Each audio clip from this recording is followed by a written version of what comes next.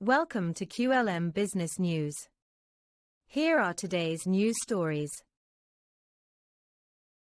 UK government borrowing hits record high in July amid rising public service costs. The rising costs of public services and benefits have driven government borrowing to unexpectedly high levels in July, according to official data from the Office for National Statistics, ONS. The borrowing, which represents the gap between government spending and tax revenue, reached £3.1 billion last month, marking the highest figure for July since 2021. This surprising increase has led analysts to speculate on the potential tax and spending measures Chancellor Rachel Reeves might introduce in the upcoming autumn budget. Some economists predict that the government may need to raise taxes to cover the rising costs. Jessica Barnaby, Deputy Director for Public Sector Finances at the ONS, noted that while income tax receipts grew significantly and interest payments on debt decreased in July, these gains were offset by the escalating costs of public services and inflation-linked benefits, resulting in higher borrowing. Despite an overall increase of £2.1 billion in tax revenues last month, compulsory social contributions dropped by £1.1 billion, largely due to cuts in national insurance rates implemented by the previous Conservative government. The £3.1 billion in borrowing for July was £1.1 billion more than economists had anticipated. Typically, borrowing is lower in July due to higher self-assessed income tax collections earlier in the year. This year's July borrowing was £1.8 billion higher than in July 2023.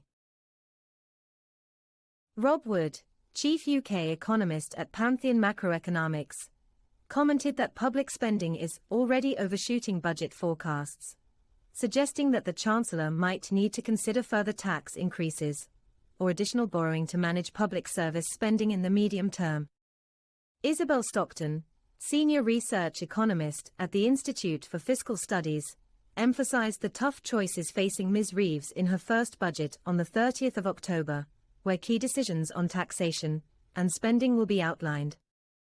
These decisions will directly impact funding for essential services, such as hospitals, schools, and police forces.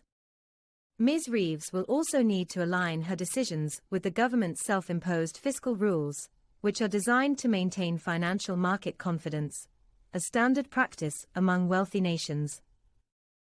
Darren Jones, Chief Secretary to the Treasury, pointed to Wednesday's borrowing figures as yet more proof of the dire inheritance left to us by the previous government. He criticized the situation where taxpayers' money is being wasted on debt interest payments rather than on our public services. A political dispute between Labour and the Conservatives continues over the state of the UK's public finances. Ms. Reeves has previously claimed that a £22 billion hole in public finances left by the Conservative government necessitates tax increases. However, the Conservatives have denied these claims, accusing Labour of misleading the public on the issue.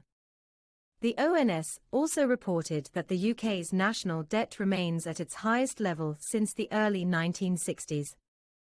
In July alone, the government spent £107.4 billion, £3.5 billion more than in the same month last year. Interest payments on central government debt amounted to £7 billion, the second highest for any July since records began in 1997, although this figure was still lower than the government's own forecasts. As these figures are provisional, they could be revised ahead of the budget, potentially influencing future policy decisions. This news story is brought to you by QLM Business News, your digital media channel. Visit qlmbusinessnews.com for more business news stories. Also follow us on Facebook, X and YouTube. To help QLM Business News bring you more news stories like this, please like, share and subscribe.